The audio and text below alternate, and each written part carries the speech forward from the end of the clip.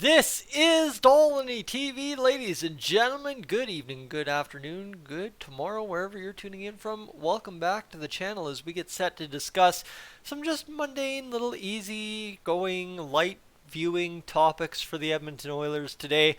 Of course, we're getting into playoff season. We're about a month out from the Edmonton Oilers season ending up, and as well, some prospects on the farm have really come a long ways this season. We'll talk about both those topics in a matter of moments. But if you're new to the channel, friends, right off the top, I want to get the housekeeping notes out of the way as soon as possible. If you're new, please consider hitting that subscribe button here on Dolynny TV. We're trying to absolutely blitz towards 11,500 before the end of March, so that would be greatly appreciated. And if you're returning, friends, this one is for you because we've been tracking the career of Raphael Lavoie quite a while now, and things seem to be coming to a head there for Mr. Raphael Lavoie and the Edmonton Oilers, who I think in the estimation of anybody on the farm team not named a big name veteran like Brad Malone, Greg McKegg, Justin Bailey, or a guy like Seth Griffith, Mr. Raphael Lavoie has had an absolutely outstanding AHL season this year without getting a sniff of the NHL so far this year. And just to give you an idea of that, Bob Stauffer had this tweet, and there is a lot to like about Raphael Lavoie. Let's just quickly talk about him. He was picked way back in the 2019 draft. There was a lot of concern why we picked him as he fell out of the first round. I believe we picked him 38th overall, if I'm not mistaken, something like that.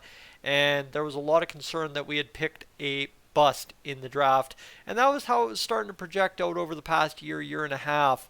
And then all of a sudden, Raphael Lavoie here, since returning to the Bakersfield Condors lineup, I believe is the story. In the last 33 games, he has gone on an absolute tear for a Bakersfield team which has kind of been mediocre this year. I think is based on what I'm getting. You see the results one night really good, the results the next night not so good, and obviously too missing guys like Broberg, missing guys on the farm like Hamblin for extended periods of time, having Devon Shore come in and put up points, and obviously missing a guy like Vinny Desharnais and Niemelainen for time on end, and obviously Niemelainen's been injured as well. There have been things that have affected this Bakersfield lineup. Klim Kostin was projected to be part of that team for a while, came up very soon, same with Matthias Janmark. You can just make up thing upon thing that is farm life in the AHL in terms of being an NHL affiliate. It's been a season. Obviously, Calvin Pickard has been injured, and there's a ton of stuff that's gone on in Bakersfield, and we don't have to make any excuses for them. They're big boys, and they can handle themselves. But, you know what? Big time development here for the Edmonton Oilers and the Bakersfield Condors. That's 6'4", 216-pound right winger who, like I mentioned, went second in the 2019 NHL draft, has 20 goals, 13 assists, 33 points, a plus 13 in his last 33 games. A big-time bright spot in terms of development for the Condors and the Edmonton Oilers farm system here in Raphael Lavoie. So that is a huge thing, and I've been meaning to get to this video for the past several days. It's something that continues to develop. When a guy's going point per game on the farm at 22 years old in the AHL, obviously you know you need to get to it at some point, and I'm glad today I'm finally getting it in front of your eyes. Bob Stauffer tweeting it out about 23 hours ago, but Raphael Lavoie, you can go dig into his full season stats. I can't sit here and pretend to be an expert, but what he has done since the new year pretty much has been absolutely unreal in Bakersfield. So I hope you at some point get a chance to go check out a Condors game, whether you're down in California watching this, or if you're here in Alberta and you missed them this year, definitely have to check them out up in Calgary next season round. We need more Oilers representation in the house in Calgary next year. But that's just something I wanted to quickly chat on. And then secondary too is we're a month out from the playoffs. That's what I told you earlier on in the video. Well, friends, this is how the things line up for the Oilers a month from the season ending, right? We've got exactly 30-ish days from the season ending from here, and we're sitting in wildcard one. If we're either going to be second, third, or wild card 1. That's pretty much how it's lining up. And even to do that, we have to go 8, 8, and 1 down the stretch. I think that math is now 8, 7, and 1 down the stretch, or whatever it was. But that's kind of how it's lining up for the Oilers. I think it's 8 and 7 actually. Now we lost the 17th game there a couple of days ago, but it's either second, third, or wild card 1. And by the looks of it, unless something drastically changes in the Central Division, friends who outdate me as an Oilers fan, I am sorry to rebring this trauma in front of you, but it looks like there's going to be a Dallas Stars, Edmonton Oilers first round Stanley Cup playoff matchup starting April 16th or 17th after the season concludes on the 13th.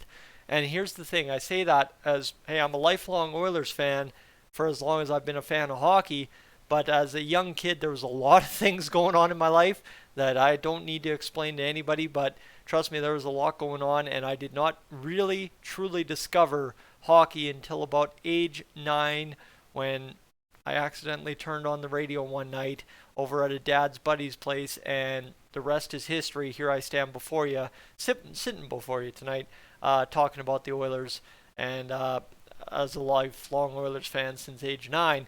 But that's the other side too here for the Edmonton Oilers and Dallas Stars, is there's a whole lot of history that predates me when it comes to these two teams in the playoffs. And I think there's, like I said, a lot of trauma for Oilers fans of a younger generation than mine, whether you had gotten into the Oilers when you were maybe same age as me, but 4 or 5, or gotten into the Oilers at age 9 back in the 90s. I don't know, but you get where I'm going. Depending on that 5-6 year age gap, if you and me have, or if you've been a lifelong Oilers fan since 79, well, right, we can sit here and debate all the fine tooth comb things of it, but end of the details, simply put, friends, this would be a heck of a matchup, right? I think just for the history of it, and that's the angle I'm playing here. I really don't. I'm not going to pretend like I've followed the Stars season. I'm not even going to pretend like I really care about facing the Dallas Stars in the first round, other than the historical aspects to it and how much it means. Right? The Oilers are the underdog in that series because the Dallas Stars would be the division winners. But this time around, instead of Marty Turco in net or whoever they had back then, it would be a scary guy like Jake Ottinger in net, and that is just as scary nowadays as Marty Turco used to be back then. If it was even Marty Turco, like I'm saying, Marty Turco was the Stars goalie that traumatized me for years as an Oilers fan in the decade of darkness and stuff. But hey, is what it is. But that's really all I've got, is just a couple of key little things to touch on. History, maybe lining up for the Oilers to play an old rival in the playoffs first round, and secondary, the Oilers could potentially see themselves bringing up at the end of the season Mr. Raphael Lavoie, who's having a fantastic year down on the farm. Friends, I'm Tyson, this is Dolynny TV. Thanks so much for tuning in. I am up on out of here.